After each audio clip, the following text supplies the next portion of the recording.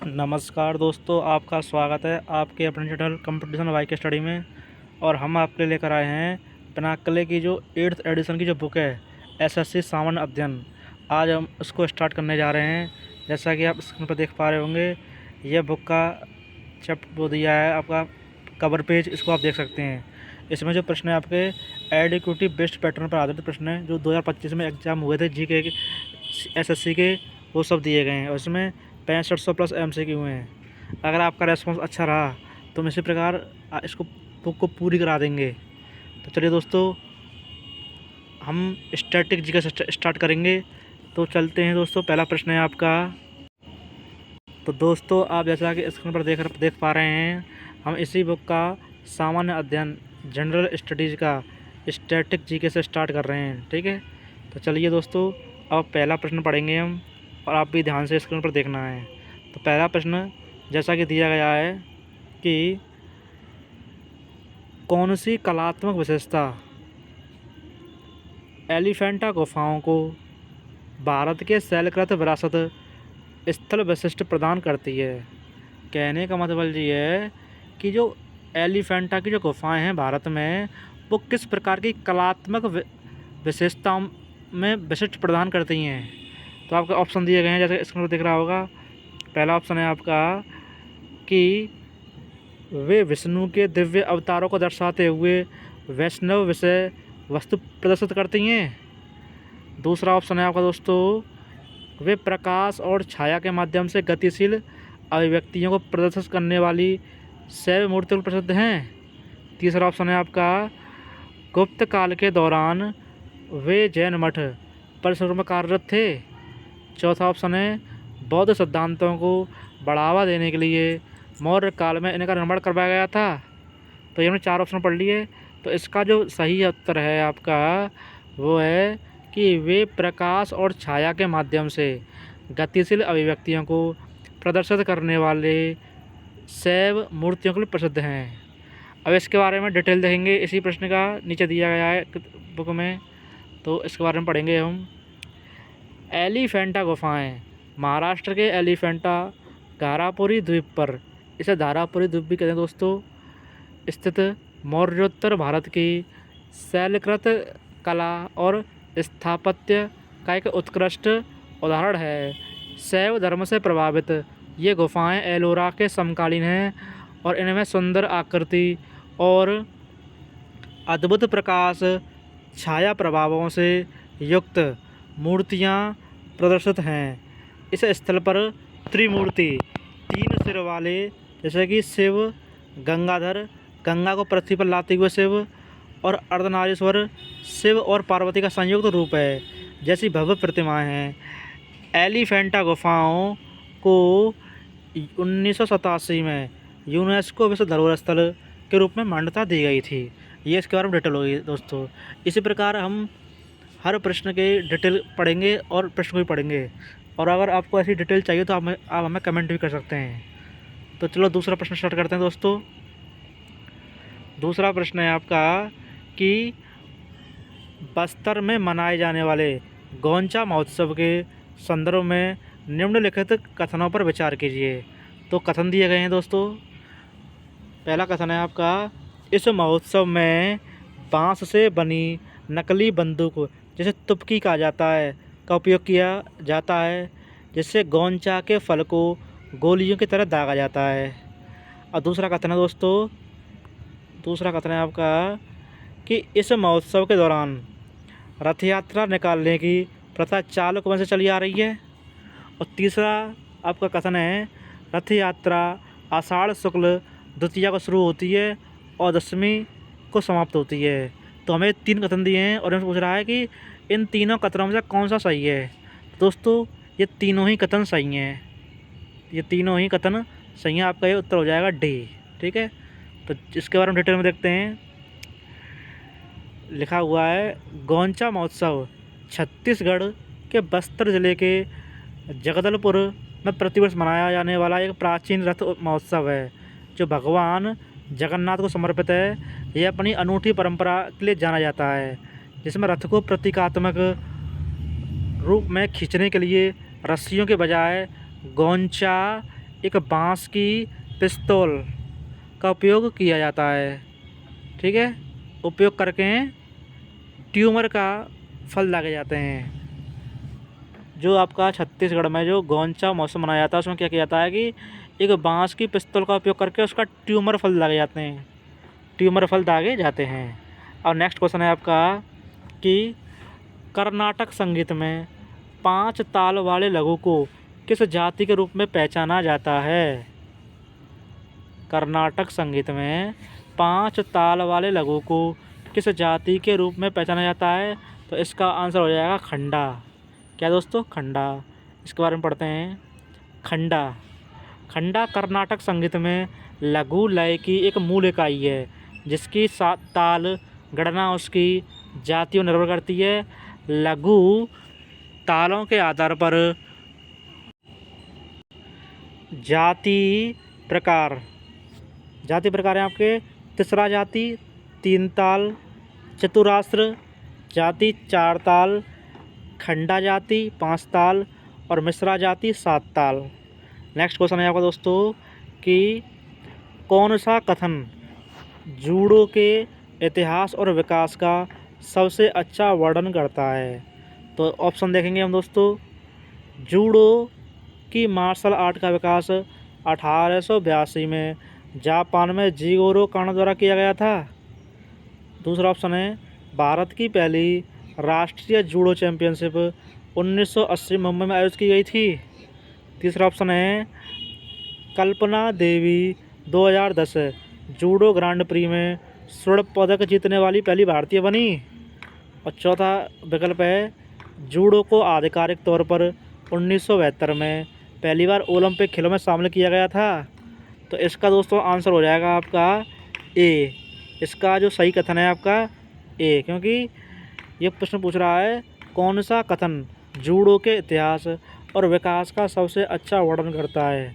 तो ये है आपका जूडो की जो मार्शल आर्ट का विकास 1882 में जापान में जिगोरो कानो द्वारा किया गया था। अब इसके बारे में देख लेते हैं।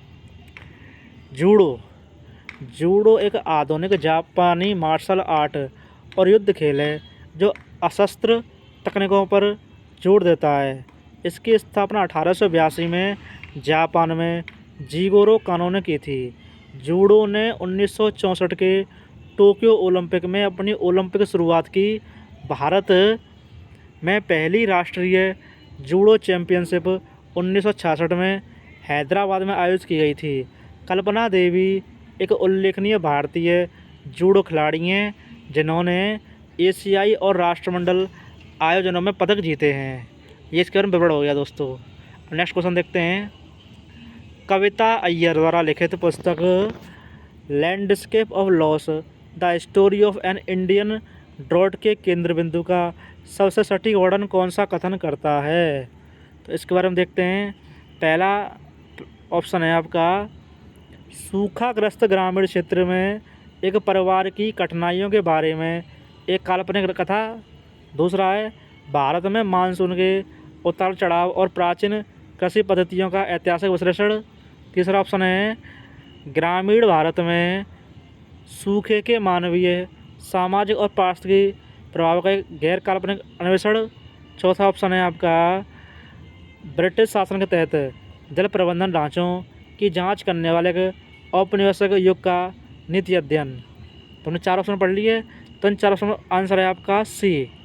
ये जो पुस्तक है आपकी जो बता रही है कि कविता अय्यर द्वारा लिखित पुस्तक landscape of loss the story of an Indian drought के केंद्र बिंदु का सबसे सटीक वर्णन कौन सा कथन करता है? तो वो आपका करता है सी कथन। इसमें लिखा हुआ है, दोबारा पढ़ देता हूँ मैं। ग्रामीण भारत में सूखे के मानवीय सामाजिक और पारिस्थितिकी प्रभावों का एक गैर काल्पनिक अन्वेषण। अब इसके बाद डिटेल में पढ़ते हैं हम। Landscape of loss the story of an Indian drought Kavita Iyer द्वारा लिखित एक गैर काल्पनिक कृति है। दोस्तों याद रखना, इसमें पुस्तक के बारे में पूछा गया था कि क्या वर्णन करता है, लेकिन अब भविष्य में अगर प्रश्न बनता है तो ये भी बन सकता है कि landscape of loss the story of an Indian drought कि पुस्तक के लेखक कौन है, तो वो हो जाएगा आपका आंसर कविता अय्यर। प्रश्न दोस्तों इसी प्रकार बनते हैं। अगर अब की बार इसके बारे में पूछ लिया कि बुक क्या विवरण करती है, उसके बारे में पूछ लिया, तो जरूर नहीं ये प्रश्न इसी प्रकार आए, ये घुमा के भी आ सकता है कि इस पुस्तक के लेखक कौन है। इस प्रकार प्रश्न बनते हैं, वहीं से आसपास से ही कुछ प्रश्न बनते हैं। अब आगे बढ़ते हैं। जो महाराष्ट्र के मराठावाड़ा क्षेत्र को प्रभावित करने वाले गंभीर सूखे का विस्तृत विवरण देती है। यह पुस्तक लंबे समय तक पानी की कमी के सामाजिक, आर्थिक और पारिस्थितिकी परिणामों के गहन जांच प्रदान करती है, जिसमें किसानों, दलित, भूमिहीन, मजदूर, खेत की विधवाओं और बच्चों जैसे वंचित समुदायों के संघर्ष पर प्रकाश डाला गया है। नेक्स्ट क्वेश्चन दोस्तों, इसरो के मानव रेटेड LVM-3 HLVM-3 मिशन के संदर्भ में क्रू एस्केप सिस्टम मुख्य रूप से क्या सुनिश्चित करता है। तो दोस्तों आपके ऑप्शन दे रखे हैं। क्रू मॉड्यूल का निम्न पृथ्वी कक्षा में सुरक्षित कक्षीय प्रवेश। सेकंड ऑप्शन, प्रक्षेपण विफलता की स्थिति में क्रू मॉड्यूल का रॉकेट से आपातकालीन पृथक्करण। तीसरा ऑप्शन है अंतरिक्ष यान का कक्षीय स्टेशन से स्वचालित डॉकिंग। और आपका चौथा ऑप्शन है कि वायुमंडलीय अवतरण के दौरान कैप्सूल का नियंत्रित तापीय संरक्षण। तो इन जो जितने भी ऑप्शन दिए हैं इनमें से ऑप्शन आपका बी सही होगा। तो इसका आपका ऑप्शन जो है बी सही होगा। बी में क्या कहा है, प्रक्षेपण विफलता की स्थिति में क्रू मॉड्यूल का रॉकेट से आपातकालीन पृथक्करण।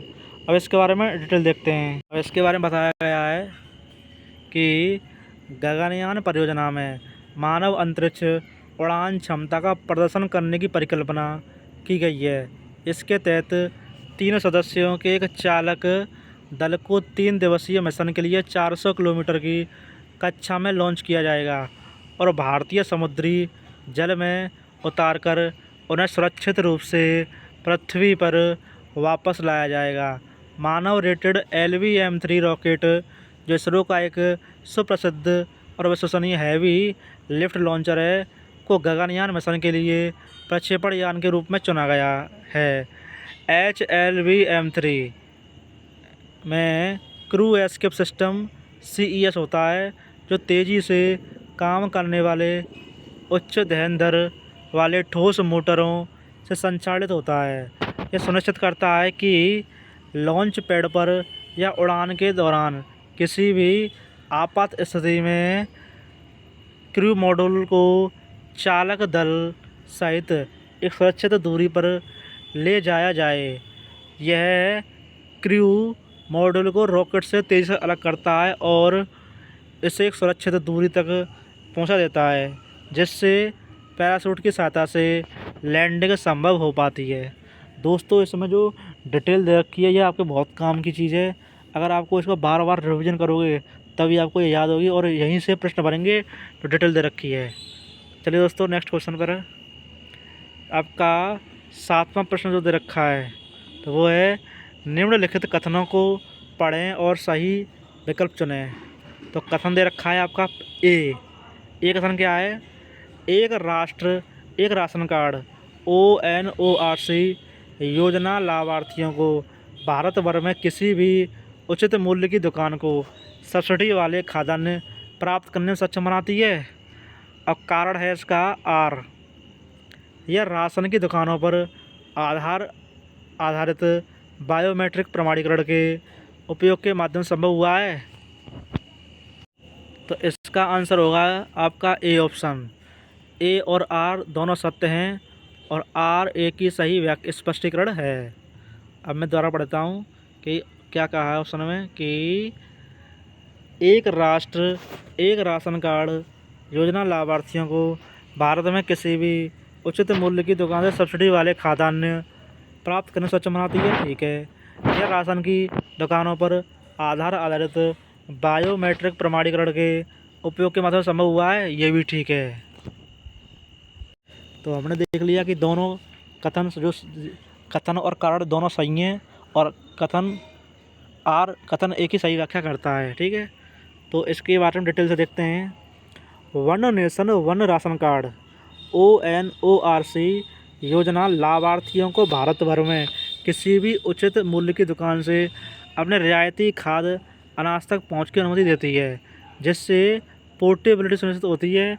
यह योजना लाभार्थियों की पहचान को सत्यापित करने के लिए आधार सक्षम बायोमेट्रिक प्रमाणीकरण पर निर्भर करती है, जैसे दोहराव या धोखाधड़ी के बिना पोर्टेबिलिटी संभव हो जाती है। ONORC राष्ट्रीय खाद्य सुरक्षा अधिनियम NFSA 2013 का हिस्सा है। यह प्रवासन अनुकूल खाद्य सुरक्षा को सुविधाजनक बनाता है, विशेष रूप से प्रवासी श्रमिकों के लिए। बायोमेट्रिक प्रमाणीकरण से फर्जी लाभार्थियों की संख्या कम हो जाती है और यह सुनिश्चित होता है कि सब्सिडी वाला खाद्यान्न इच्छित व्यक्ति तक पहुँचे। नेक्स्ट क्वेश्चन है आपका, चेराव नामक पारंपरिक बांस नृत्य जो बांस की छड़ियों का उपयोग करके किया जाता है, किस भारतीय राज्य में उत्पन्न हुआ है? दोबारा पढ़ देता हूँ दोस्तों। चेराव नामक पारंपरिक बांस नृत्य जो बांस की छड़ियों का उपयोग करके किया जाता है, किस भारतीय राज्य में उत्पन्न हुआ है? तो वो दोस्तों आपका उत्पन्न हुआ है मिजोरम राज्य में। दिख रहा होगा स्क्रीन पर आपको, किस में है? मिजोरम राज्य में। दोस्तों आप मुझे कमेंट में बता देना कि मैं चारों ऑप्शनों को पढ़ूं या डायरेक्ट उसी ऑप्शन को पढ़ूं जो करेक्ट है, आप मुझे बता सकते हैं। तो आपने पढ़ लिया प्रश्न, अब हम इसके बारे में डिटेल से देखेंगे। मिजोरम, चेराव मिजोरम का एक पारंपरिक लोक नृत्य है जिसे बांस नृत्य भी कहा जाता है। इस नृत्य में बांस के डंडों को तालबद्ध पैटर्न में ज़मीन पर ताली बजाकर और टैप करके बजाया जाता है, जबकि नर्तकी चलती हुई बांस की छड़ियों के बीच शालीनता से कदम रखते हैं। मिजोरम के अन्य नृत्य कौन कौन से हैं आपको दोस्तों पढ़ लेते हैं। मिजोरम के नृत्य हैं क्वालम, सरलामकाई, सोलाकिया, चेलम, चोंगलाइजवान, छैहलम, तलांगलम और जंगतालम। ये आपके मिजोरम के जो और नृत्य हैं वो दिए हुए हैं। और नेक्स्ट क्वेश्चन है आपका, कौन सा कथन भारतीय शास्त्रीय संगीत के ऐतिहासिक विकास को सबसे अच्छी तरह से समझाता है? तो इसका आंसर जो हो जाएगा दोस्तों डी आंसर हो जाएगा, जैसा कि दिया गया है।